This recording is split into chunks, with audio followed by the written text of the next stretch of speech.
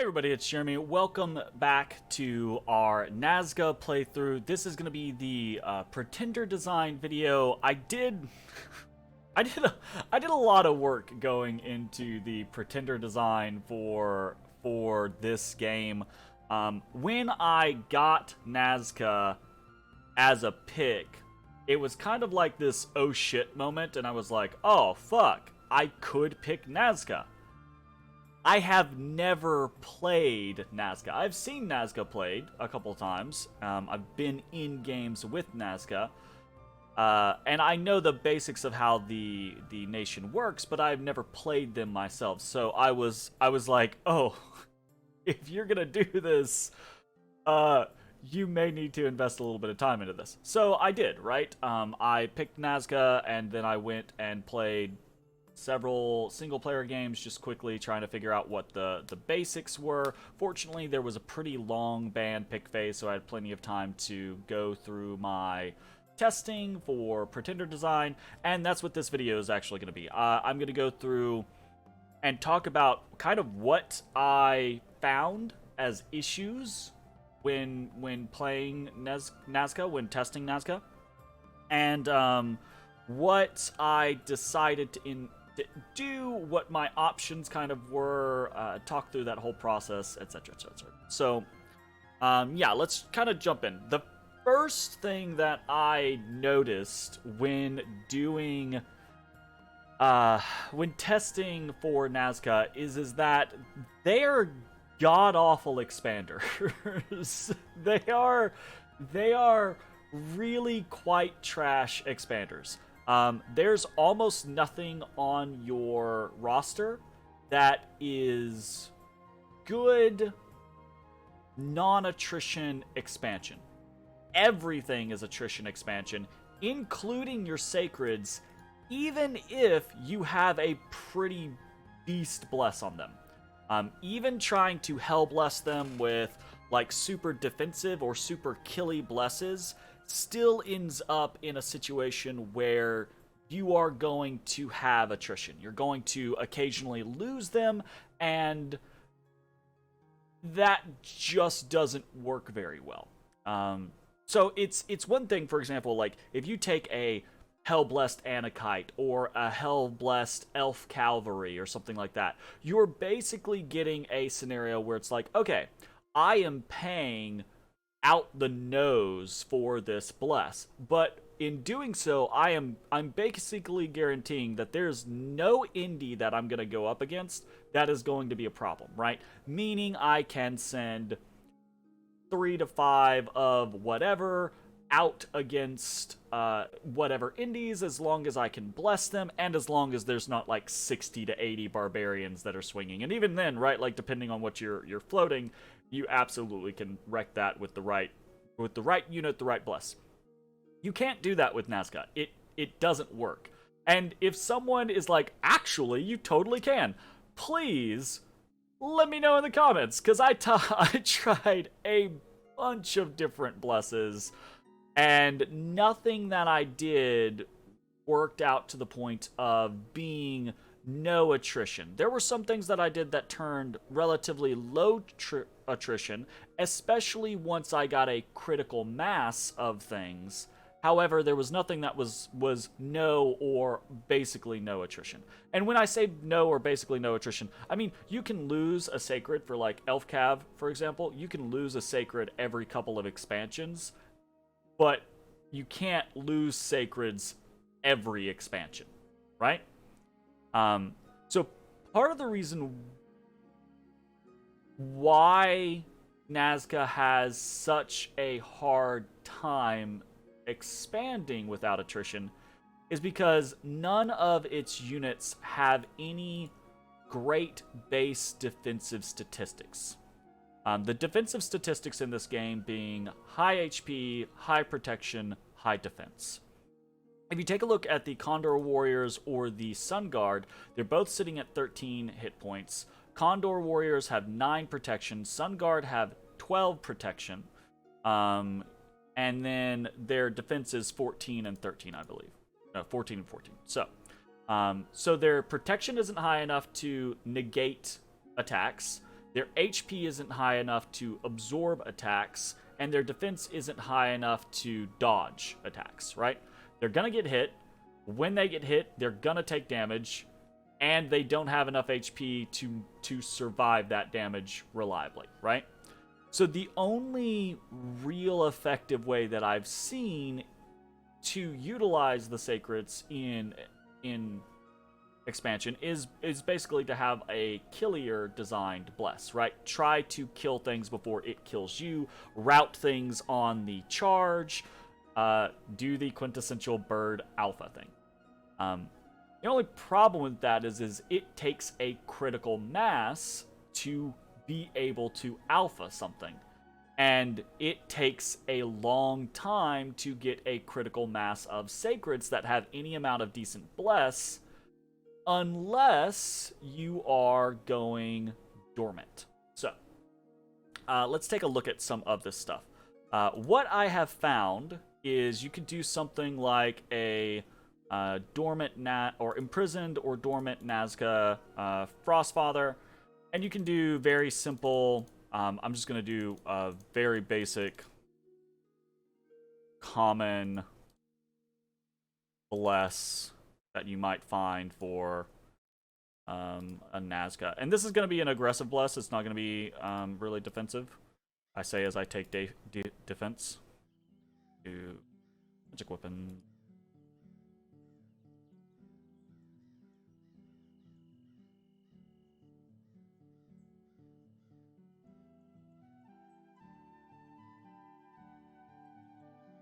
Okay, so what we're getting out of this, the main focuses are we're getting a boost in attack, so we have a higher chance of hitting when we drop.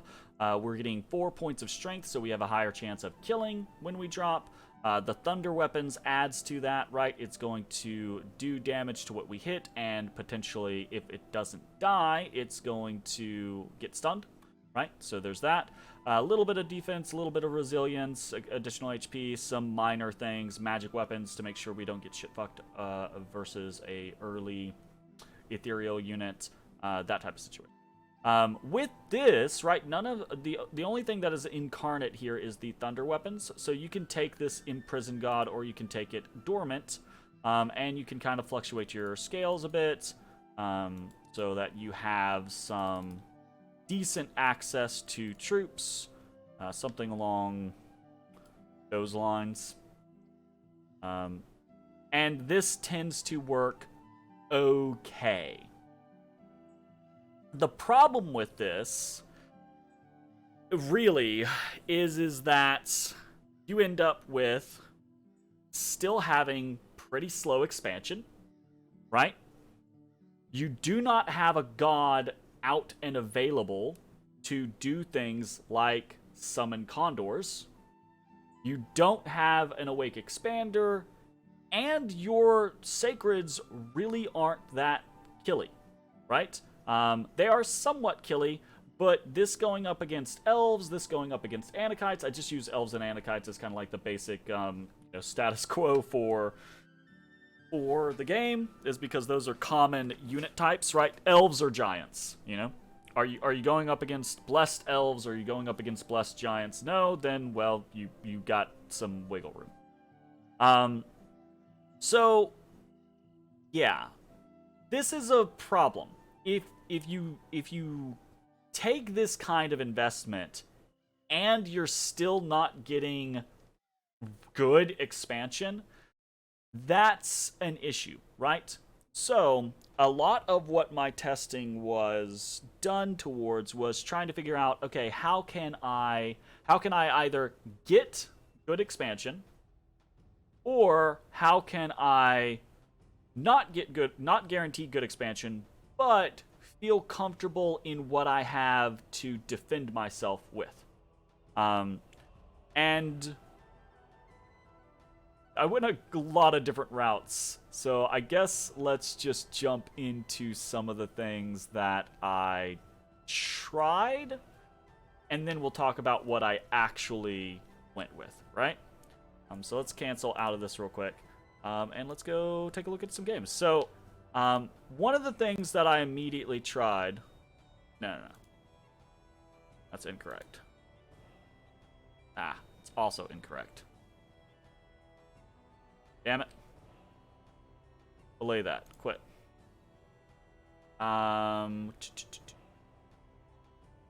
Scales. So this is one of the first things that I tried, right? Was, all right, everyone always thinks about Nazca as, you know, how hell-blessed are your sacreds going to be? How are you going to get condors out? How are you going to then transition into supayas? What's the bless? How's that going to fucking go? So, of course, my ass was like, all right, well, let's see how Scales Nazca does. And this is how Scales Nazca does for expansion, right? So, turn 12, 1, 2, 3, 4, 5, 6, 7, 8, 9, 10 provinces. Pretty bad. Pretty bad. Not only pretty bad, but the party that we have at the end of it is not strong, right? This might be a different scenario if it was turn 12 and we were like, well, we've got a massive amount of reinforcements and we're super ready to, you know, to go hard, right? But we don't. We're putting up our first palisade in 2 months. We have another palisade over here that we just started, and we've done no site searching, right? We've got a Royal Malquis out. We have, actually we have 2 Royal Malquis because we got a Inca killed. So this one is super hurting us for having a crazy amount of upkeep, right? But we're getting a lot of supayas now. We're getting 4 per turn. We are starting to get to the point to where I'm like, okay, maybe this would be all right if we weren't getting rushed. Here's the thing, though. We're gonna get rushed. We're absolutely gonna get rushed. We're Nazca in a tournament game. We're the only Nazca player, as far as I'm aware, out of like 16 games of people. There's absolutely no way that we do not get rushed. In point of fact, in the channel already via discussions, there's been plenty of conversations of, so, Nazca gets rushed, right? That's gonna happen. We know it's gonna happen. This might be interesting to do in a single player scenario or in a different setting, right? And a newer game, probably. And I could see how, right, having a really good income, having really good scales could eventually translate into something for Nazca. So just as a heads up, what we actually did take was, we took a imprisoned, we don't even have him out yet, I'll flip over to the things, but we took an imprisoned, immobile that gave us reinvigoration 2 and combat farcaster, with the idea that as long as we can survive the early game with just hordes of magic casters, right, getting up to horde of skeletons pretty early on in the game, that type of scenario, and, you know, defending ourselves with diplomacy and yeah, it's not, I don't think it's feasible. You can't have this lack of power in the game and expect to win. The idea that I had was if we have enough money to be able to churn out 4 or 5 Royal Malquis, then, and we again rush enchantment to be able to get to Horde of Skeletons, we can do really well just spamming Horde of Skeletons in the field. We can also churn out supayas if we need to be offensive or defensive, right? But I don't think that it is a realistic approach to the situation that we're going to be in. I think we're going to get rushed. I don't think we're going to be able to defend ourselves, and I think we're going to die. So, ignore this one. Let's go here. I'll pop into the actual pretenders and show you. So this is the Scales Caster that we kind of took, right? Scales Caster, the Stone Huaca. So this is just because this is a national discount, and it was easy to get into Earth and Astral for. which I think for this type of situation, taking some reinvigoration and taking Farcaster for our casters would actually be pretty strong if we could ever get to the end of the game. And then we have pretty good scales, not perfect, but pretty good. And it just doesn't matter because it would probably be a different thing if Nazca had a decent troop that we were like, okay, we don't even care about our sacreds. We're just gonna mass produce these human warriors. We're gonna have 60 of them a turn. Blah blah blah. Doesn't matter. It's trash. They get insta routed. They don't work. You could switch over to like the macemen, spearmen, axemen. Great, fantastic. If you run into any province that has barbarians, elephants, heavy cav, a decent amount of light cav, right? Even a decent amount of heavy infantry, wolf tribe, the bone tribe, the list goes on and on. They will decimate you, right? You have a chance of, if you have like 60 spear guys, to route on the drop. If you don't route on the drop, anything that can turn around and kill you will turn around and kill you, and your whole army will rout. And that's that. And just because these guys are cheap doesn't mean you won't just throw away 300, 400, 500 gold on really crappy expansion parties, and it's really shit. Even trying to mix in Sun Guards and Condor Warriors into the mix really doesn't change anything. It just, you do not have a good troop type to be able to utilize for that scenario. So, scales off the table. Next up, we tried expanders. And I did try several different expanders, but what I ultimately decided on was the worm, right? And I tried I tried a bunch of different things, but the two different things that I'm going to show off are a low bless and then kind of a hell bless scenario. So, this is a awake expander worm with relatively neutral-ish scales, low dominion, growth 3, and it has frost weapons and hard skin. So frost weapons is just, here's the thing. You do still want something to be able to utilize on your sacreds, right? You want some sort of damage buff to be there to help your sacreds on the drop. Frost weapons isn't great, but it was easy to pick up on the worm. It synergizes with the fact that Nazca likes cold 1, right? And it does give some additional damage on the drop, which is going to be useful in certain cases. And then the hard skin is both there to make the worm really, really fucking hard to kill, right? And it actually does help your Sun Guard, does help your... It helps your Sacreds, right? So it helps your Sun Guard, it helps your Condor Warriors, it kind of helps your Condors.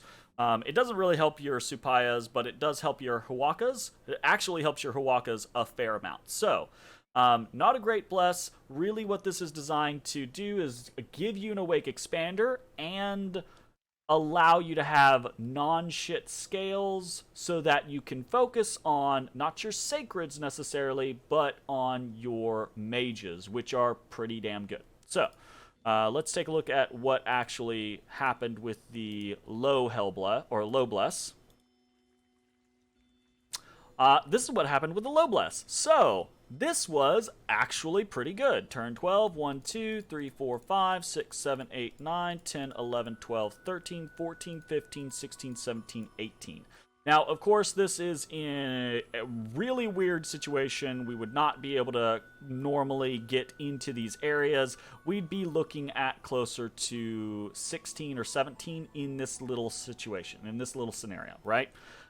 We have a fort already up completely. We have a second fort at the the Palisades level with money to be able to do more. We have a third Palisade going up. This is actually pretty solid. The Worm is a very good expander. Even outside of Dominion, the Worm is generally able to walk into almost anything. This Worm specifically, we started off blind expanding into Barren Crags in our Dominion against 60 barbarians and survived. Because the Worm immediately killed multiple things that it ran up against, regened through, and fear bombed the rest of the 60. So, not always gonna work, but is something that can work, and is pretty good. We were able to put together a pretty thick group of, Sun Guards, that when they're blessed, they're up to protection 16, and they have an additional 8 damage from frost weapons, right, on their Sun Mace. So they're okay. They're not great, but they're okay. And we just supplement them with a bunch of Aukak Runa, and go from there. We also have quite a few mages going. We have a prophetized priestess who's doing supayas for us, right, that we're generating. We have an actually purchased Royal Malqui. We have a lot of stuff into infrastructure, and with the fact that we have a Worm, we have some sort of defense against being rushed, right? Worms can absolutely be beaten in the early game. You just have to know what you're trying to do against them. The right sacreds, the right mages absolutely can get rid of a Worm, but it's a stick that has to be answered, right? So it's not the greatest offensive stick, but it's a pretty good defensive tool, which allows us, I think, to get both good expansion and to do some other things. Ooh, you know what? This is actually going to be. I should have talked about this. We should. Okay, so this version pretty okay, right? We're pretty happy with this. Good economy. Good infrastructure, good expansion, relatively happy with this. Let's talk real quick about who we're actually up against, because this map, this is the second time you see this map, this is a test map that I made after I found out who we were going up against, and our enemies are as follows, right? So we have Arcocephale, Ulm, Agartha, Vanheim, Jotunheim, Vanarus, Ashdod, Nazca, which is us, Nabah, Pelagia, Oceania, and yes, we have 3 motherfucking underwaters. So, dear Lord, that is going to be a painful situation. And that's one of the reasons why I've focused on the Worm as an Awake Expander, right? Because if we do go an Awake Expander, absolutely it would behoove us to be able to get into the water and do well there. Because if we can, we do not want to see a underwater nation that gets all the underwater and is unchallengeable there, right?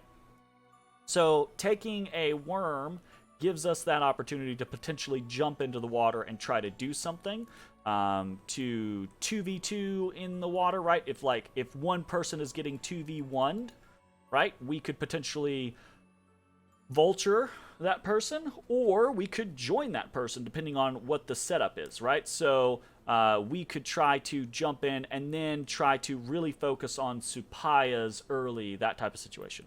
Our research is not great in this particular instance, but 66 isn't the most horrendous thing on the face of the planet here. So yeah, not bad. Would play this and would feel okay playing this.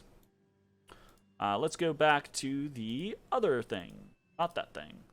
Other thing. You gods. So, what's the flip side of that? That was a low bless. That was basically not as low as we could have. We could have taken I think we could have actually taken the Worm naked with no bless and gotten better scales, and we probably still would be able to do a lot of things with it, but then we wouldn't have anything for our sacreds. And this, I think, keep in mind, we're playing a 12-person game, so there's going to be 12. I say keep in mind, I haven't told anyone this. We're playing a 12-person game with 12 level 2 thrones. So depending on the thrones that we get, that could actually augment this bless into being a way better bless, right? So Frost Weapons Hardskin as a base, a little bit of survivability, a little bit of kill, a good worm for expansion, and then if we get, 2 or 3 thrones relatively early on, which the worm can really help getting those thrones, right? Then we could have an augmented bless and kind of have something to be able to do there, right? Pretty cool. So, there's that.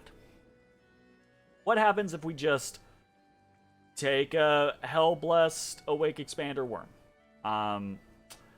Yes. So, I say Hell-Bless. This is what I tried a couple of different things. This is what I ended up settling on as kind of like a quote-unquote Hell-Bless. And it's pretty much fucking Hell-Blessed, right? Like, we are 3 Turmoil, 3 Sloth. We are as far away from our preferred temperature as we can be, and get points for it. We are Death 3, which we'll talk about here in a second. Misfortune 3, which is excruciating, especially paired with Turmoil. We are Magic 1 because we need that for quickness. And we're Quickness, plus 4 Strength, Blood Surge. Let's see what this actually looks like. This looks like this. So we've got 1, 2, 3, 4, 5, 6, 7, 8, 9, 10, 11, 12, 13, 14, 15, 16, 17, 18, 19, 20. So actually not really any better than the other Awake Expander Worm, excepting that our sacreds are way scarier now, and we have quite a bit more of them as an expansion party.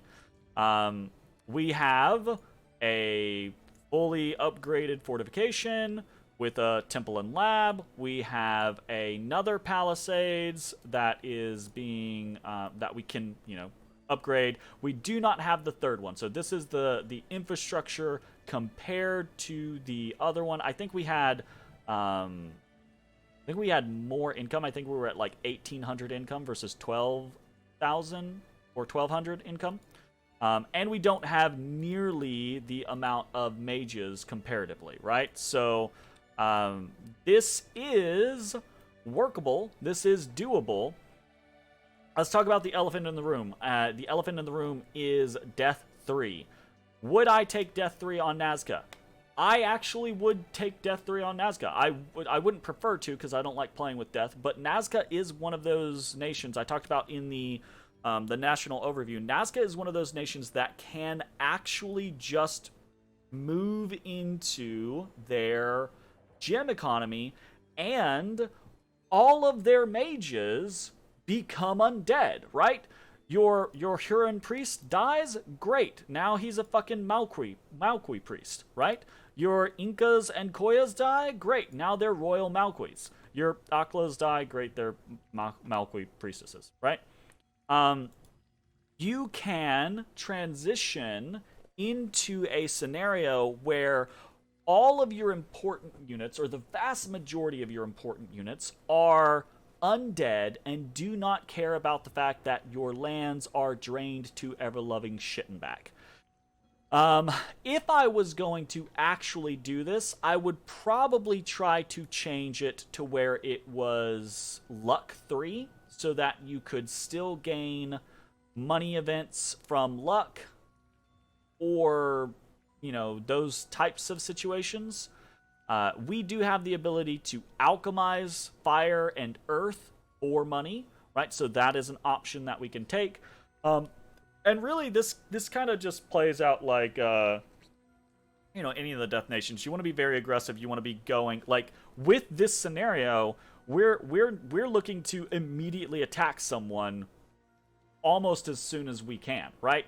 Not necessarily even finishing expansion. Attacking someone is part of expansion, right? Because the worm still very, very good even outside of Dominion. If you can get Dominion, like over here on this Ashdod side, this Ashdod front, our Dominion's pushed forward so much, right?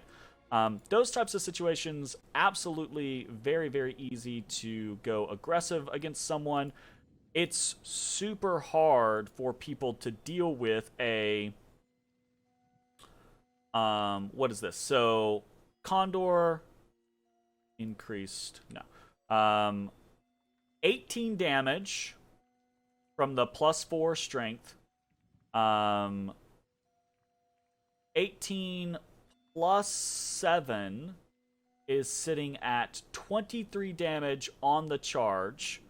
If he gets a kill, goes Blood Surge, gets another 3 and better attack, right? Attacking twice per turn. You're looking at, what is that? 4 attacks per square, which isn't the greatest attack density, but it's okay. You throw in like the Sun Guards. They don't have the crazy boost on charge, but they don't freaking need it because every single hit that they hit is 22 damage. After they get a kill, they're looking at 25 damage. At a attack value of 17. So this is, attack value of 19, right, from the quickness. Actually have a little bit of a defensive boost from the quickness as well. It doesn't play. These things will cut people down. And because we're flyers, we have that you have to protect your backline or we will murder your backline scenario. So this is actually, it's very painful and it hurts seeing the Death 3. And I would probably fiddle around with this for a bunch of different reasons. I would probably lean towards one thing or another. We wouldn't even necessarily have to go quickness. There are other options, right? But I think quickness is one of those situations where if you're gonna go all in, it's fair enough to go all in on quickness, right? So there's that, right? That works relatively well. Expansion-wise, it doesn't work that much better than a lower blessed worm or lower blessed expander, but it does give us a far more aggressive bless to fight against a coalition or to just knife someone in the beginning really fast. So there's that. Don't in turn. Quit without saving. All right. Other ideas. Okay, the other ideas are the more tame, general ideas, right? Is the idea of, so here's the other thing. Here's the other thing to think about with the worms. Cool, great, fantastic. You have a awesome Awake Expander. You have a Low Bless or a Hell Bless. But you don't have the take advantage of the Condor's caster, right? So any Condor casting that you're going to do, you're probably just going to get the base 10 Condors. You're not going to get your money's worth out of the Condors. So that is something to keep in mind with this Awake Expander worm scenario. I did try doing an Awake Expander that had high air, and it just doesn't work as reliably. It's possible, it just doesn't work as reliably without also going high earth, and that is kind of difficult. Actually, let's look at what our options are. Let's so got Nazca, blah blah blah blah blah. So this is the Heavenly Condor is the jump in. The problem with this is the Heavenly Condor will get chewed the fuck up without defensive options, right? Even with the 1d6 Condors at her side, which get auto-blessed, right? Still will get fucked up. Other options, not air, we could break into it. Way too weak, we'll get fucked up. Way too weak, we'll get fucked up. Not air, we could break into it. Right, we could break into air with the worm as well. We did astral instead when we were doing one of our other options, I don't remember. Earth. Nope. Nope. Nope. Nope. Nope. Right? Nope. Nope. So we just do not have, there is not a air earth option right? That makes it easy to be like, okay, I'm gonna go high air and high earth so that I have a super survivable awake expander. And then when I hit condors, I can send that expander back home after I have like 15 to 20 provinces. And then that expander can go boom condors, boom condors, boom condors. I have a massive pile of condors. I send them after someone with an Inca, with a Hell Bless, and the worm stays in my borders to defend me, right? That's real fucking hard to do. That is real hard to do and actually make it worthwhile. Again, I think quickness as the killy kind of option is really, really kind of required. Or it's not required, but it's really, really helpful. I found when I was trying to do things with high air, high earth, that once again, my fucking sacreds would just be like, okay, well, you don't have 50 of us, so we're gonna die, right? You don't have a critical mass of sacreds, so we're gonna lose 3 or 4 every single engagement, and you're not gonna be able to keep up with that.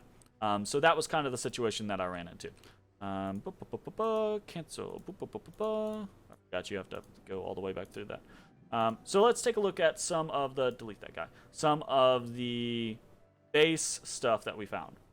So Nazca, Awake, Frost, Rainbow, Frostfather. So this is with the concept of we're going to take a relatively aggressive Bless, but we're going to try to have a caster, an Awake non-expander, an Awake researcher that is going to get us to Condors quickly and be able to cast Condors. This guy, you may notice, does not have high air, so he does not do a very good job of this.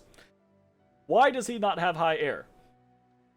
Well, because the quintessential thing to get when you go high air is thunder weapons.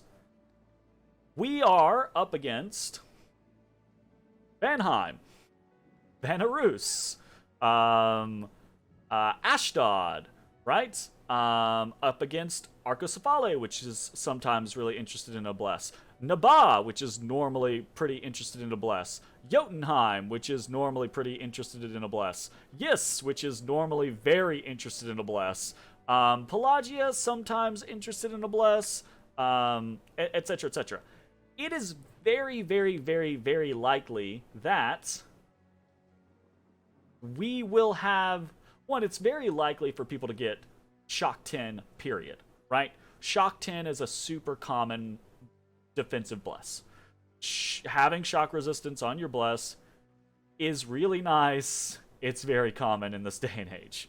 So taking thunder weapons against so many nations that are interested in taking decent Blesses, especially rainbow Blesses, right, which frequently include some sort of shock resistance, I do not think is going to work out very well, honestly.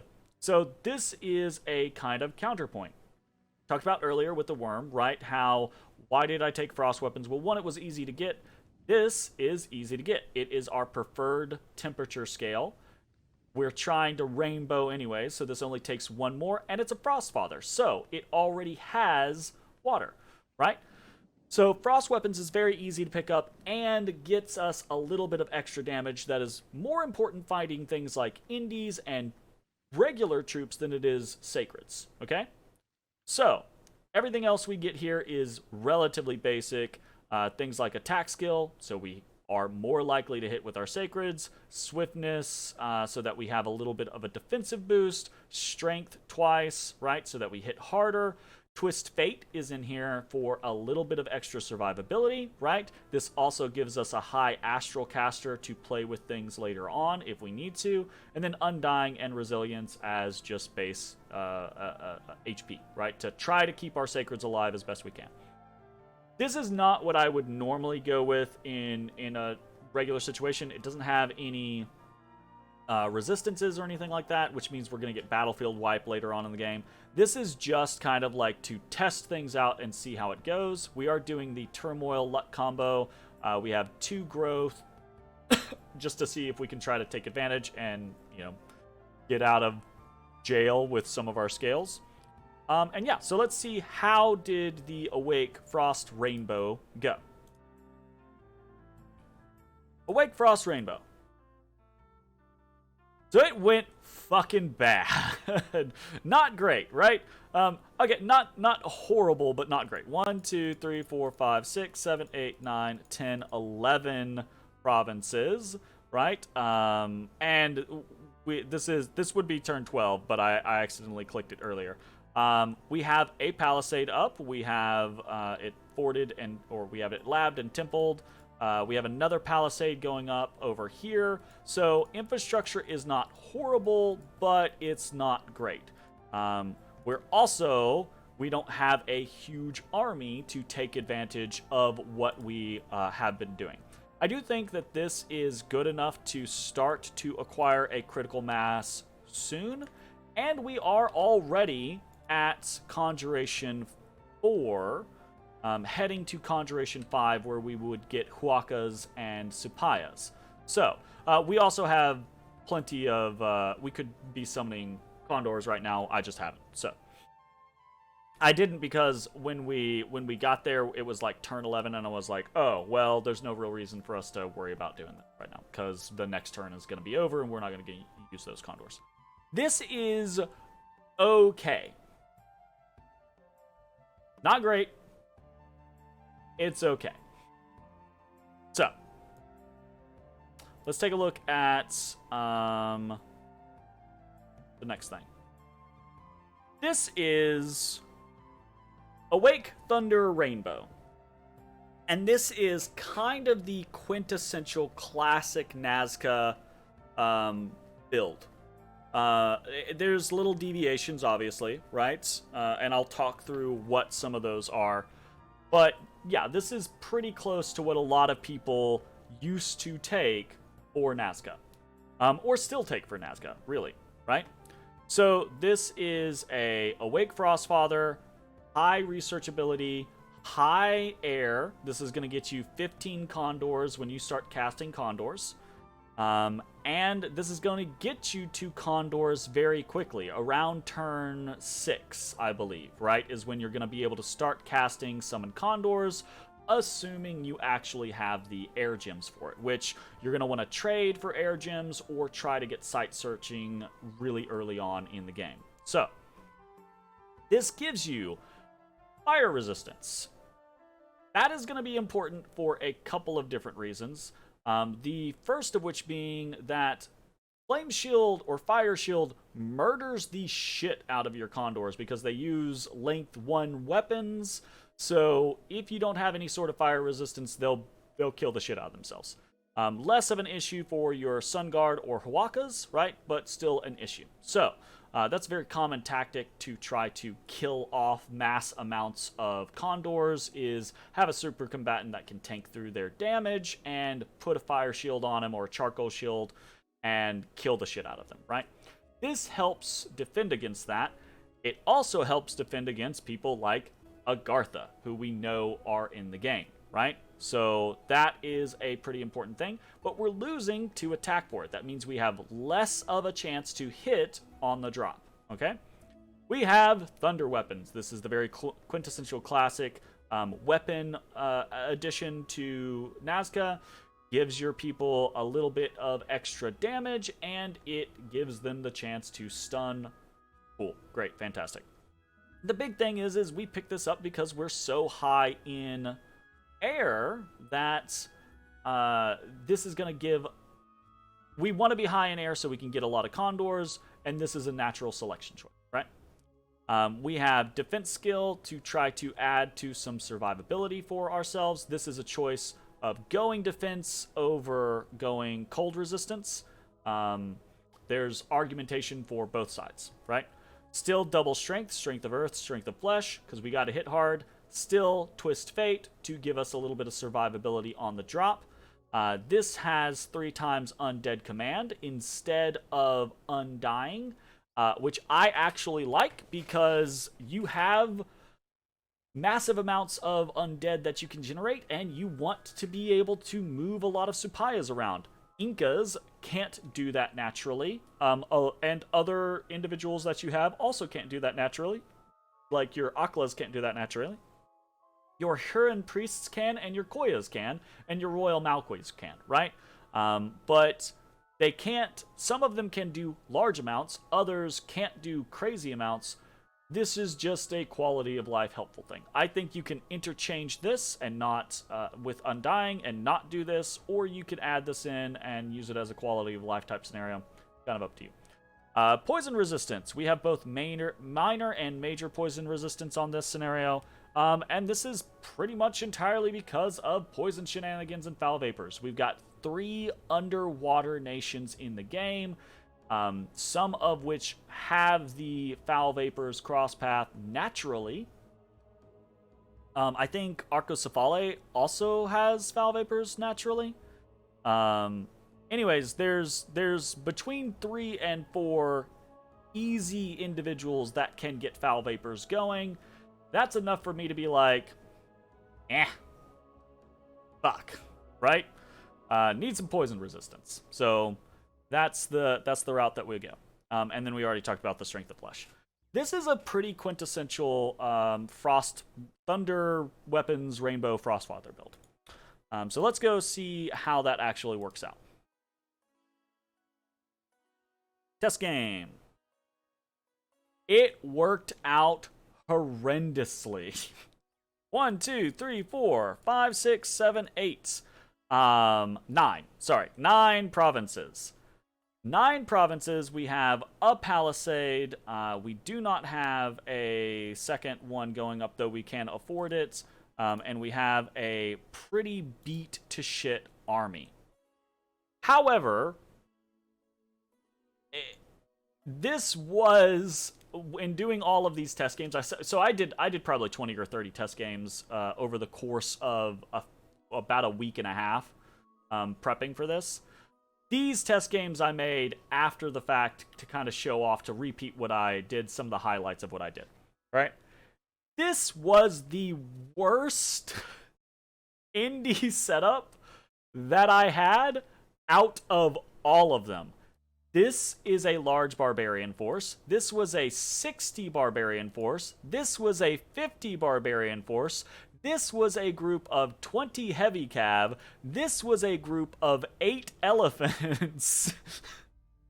This was absolutely the worst indie scenario. And after I did it, I was like, you know what? I should probably redo this just so that people have a better look of what this actually will look like. But honestly, I think what it actually looks like is close to what the Frost Weapons Frostfather was. Accepting that, we are at Conjuration 3, and then we've gone to Enchantment 2, and we've already started casting Condors with our Pretender here, and we've been using Condors to chew through these incredibly tough indies. If we did not have as tough a indies as we did have, we would probably have also taken this, and this. So we'd probably be sitting 1, 2, 3, 4, 5, 6, 7, 8, 9, 10, 11, 12, 13. Which isn't great, but honestly, for the design that we're trying to do with this thing, I think between that 12 and 15 mark is really what we're looking for there. I think it's super unrealistic to try to do a build like this with Nazca and expect to get that 15 to 20 mark. I don't think you can do a Nazcan build without an Awake Pretender. Someone prove me wrong. Please and thank you. I don't think you can do a reliable Nazcan build and get to 20 provinces without an Awake Pretender, or without just fucking super pouring all your money into mercs and dumpstering your army, and really being super fucking risky, basically, right? Nazca's just too goddamn squishy. You may notice, let's back out of this. No, Odie, don't touch. You may notice that none of these are Awake Rainbow Hellblesses or Dormant Hell Blesses. I did try both of those things. Specifically, I tried Awake Rainbows, where I just... Oh, fuck. Let's show it off. Bit. Don't touch. Bad. I did try Awake Rainbows, where I basically just dumpstered everything, right? Where I was just like, nope. We're going all in on whatever we can to get as much as we can. So some of the things that I tried were things like, we did that. We did stuff like this, and I think it was...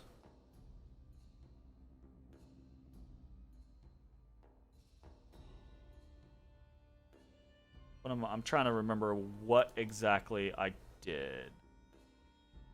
So we did fire. No. We did, we didn't do major fire. We did attack and minor fire. We did, thunder weapons. We did, defense. And minor cold. Didn't need that then. Maybe we had something else. I don't remember. We'll look. I did hard skin. No. I did double strength of the earth for the kill potential. We did twist fate still because we're basically just trying to not die on the drop. We actually did half dead because that lets us turn the sacreds that aren't undead into undead, basically, and took a cheeky undead command. I remember we did major poison, and I think we just did minor poison as well. And then we did, like, blood surge. Is that it?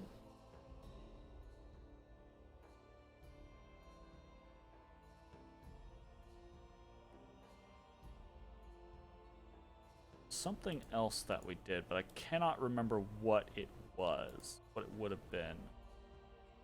Just go with that for now. So I tried stuff like this. I tried a couple of different variations of it. I tried Awake Rainbow, right? So that we could continue to pump out condors. I tried and just have just a crazy fucking bless that's gonna be like, fuck you, come at me, like, or fuck you, we're coming at you, right? Type of scenario. I tried things like dormant.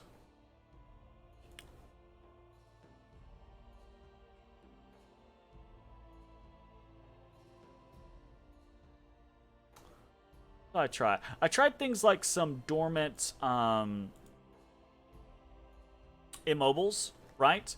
That had pretty aggressive blesses as well. I tried dormant Frostfathers, so basically exactly what we just did. 1, 2, 3, 4, 5, 6, 7, I believe is what we had. 1, 2, 3, 1, 2, 3, 4, 5, 6, 7, 1, 2, 3, 6, 6, 3, 1, 2, 4. So I did stuff like this, but I did it dormant. To take growth instead, to try to have some sort of scalability. And then basically we just used, mostly unincarnates with like thunder weapons and twist fate that were incarnate. And so the issue with all of these, right, like trying these really hard, really involved blesses, hell blesses, basically, with either dormant shenanigans or imprisoned shenanigans, etc., is that ultimately we could never produce enough fucking sacreds for it to matter. Because it all goes back to that concept of that you have to have Nazca's sacreds aren't good enough to do the job with just a few of them. So it just doesn't fucking work, right? You take this type of stuff to put on 5 Anakites or 5, Hell Heritings or something like that, right?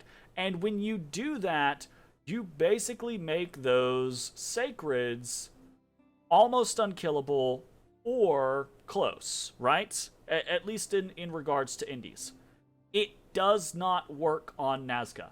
If someone has a build where it does work, where you can get super awesome, no attrition expansion, and you can afford the 4 to 5 to 6 to 7 sacreds that you are trying to produce every single turn, please by all means let me know, because I tried so many different variations and could not figure one out. It was a horrible mess. It was a pain in the ass. It was excruciating expansion every single time. And don't get me wrong, there were certain times when I got decent expansion, right? Where I'd be like, okay, we hit 16 or 17 provinces. But normally we didn't have a bunch of infrastructure, or we would be pretty tattered and bruised, right? The problem is I would take those same builds and I'd be like, okay, this was mostly all right. It didn't, let's try it again. And I'd try it another 2 or 3 times and I'd just get dumpstered. Because having any sort of tough indies or anything like that would just butcher your armies. You'd get routes, you'd go through so much attrition, or you'd have to wait 2, 3, 4 turns to amass an army that was big enough to where you didn't have to worry about the attrition. And by that point, you're still losing out, basically. So, if someone has ideas on that, please share them in chat. I'm super interested to see how people play Nazca. Let's talk about what we actually did. I ultimately really wanted to take, and I still kind of wish that I still kind of want to have taken this, wanted to take the Awake Expander. Either the Low Bless or the more Hell Bless variant. I am 100% sure that I am going to get coalitioned. I am 100% sure that I am going to get attacked very, very early on in the game. And Awake Expanders in this particular situation are just comfy, right? They make it to where expanding feels good. You feel like you are being rewarded for your expansion. And the things that I was able to put together felt as if maybe I would be able to defend myself from 2 players, maybe 3, probably not. And still have some decent sacreds or some decent progression, right? Whether I went the Low Bless or the Hell Bless, right? So I really wanted to go the Awake Expander. Kind of wish that I had, but that is neither here nor there. So obviously I didn't go the Awake Expander. Odie, you're so hairy. What did I go? I went the Thunder Rainbow. Now, I don't know that I went exactly this. I think I might have had a slight variation. I think I might have gotten cold. I'm not sure. And I think I might have like 1 unyielding instead of 3 undead command. I'm not 100%. I would have to double check. But I did go the basic concept of the Thunder Rainbow. In many of my test games, it performed okay. On good ones, I would get to about 15 provinces in 12 turns. On bad ones, like we saw, I would get to about 9 or 10 provinces at 12 turns. Generally, I could guarantee having 1 piece of infrastructure up and running. Sometimes good ones I would have 2. Really good ones I think I had like 1 with a 3, and that was because I got a really good luck event, like a 1500 gold luck event, right? That type of situation. So, not good. not super reliable. Why the fuck am I deciding to go this build rather than something like an Awake Expander? There's one reason. Really, really one reason. I have in the few weeks since things have kind of started up and I've realized I'm going to get to play Nazca in this tournament, and I've gone through the preparation and the game's actually begun. In those few weeks, I have had several conversations talking about Nazca and talking about my experiences testing Nazca and then playing Nazca so far. And I've had so many people over and over and over again talk about how strong they are and how overpowered they are and how you can just do all of the same stuff. When I like, are you sure about that? Because I've experienced XYZ. They're like, yeah, no, you can do the exact same stuff that you've always used to be able to do with them, blah, blah, blah, blah, blah, blah. So the reason why I am taking this is because this is something that would have been run in the past. I don't know that it's exactly identical, so don't at me, right? But this is pretty close to what people have done in the past and have talked about. So this is what I'm going to try to do, because I, one, want to see how this actually works out in a real game, not a test game. And two, I'm kind of the opinion that I feel, honestly, right now, that Nazca has an incredibly weak early game. That any strong early game nation could probably go at a Nazca built like this and win without much issue, right? They'll get raided annoyingly here or there. They'll have to deal with one like big stack of Condors and Condor Warriors. And then aside from that, they will just roll over Nazca. So part of what I'm trying to do, or part of what my plan to do is I want to have that actual experience. I want to see, right, if this kind of concept, if I can pull it out, right? If I can be like, oh, no, people are right. Nazca is fucking busted, right? Or if I'm going to walk away from this after 12 turns, get steamrolled and go, yeah, no, that's kind of horseshit. You really have to make it work to have it work. Or you have to get lucky. Because here's the thing. I could get ignored. The way that things are being talked about in the chat and just in the general like tournament scenario, I do not think that that's going to happen. I think I'm going to get attacked by at least 2 people, maybe more. But right? I don't know. I'm kind of using this as maybe like a see I told you so type scenario. I wish that I wasn't, right? I wish that instead I was playing a build that I was like, I really want to do this build because I think this build is fun. But instead, I'm taking a build that I think would be generally looked at as like, yeah, that's a regular build for a Nazca. Because I want to see if it actually produces results. And if it doesn't, I kind of want to be like, ha, fucking told you so. So I don't know if I'm in a damned if I do, damned if I don't situation here. But we'll see how it goes. This is pretty close to what I have taken. What it's going to allow us to do is it's going to allow us to have bad expansion.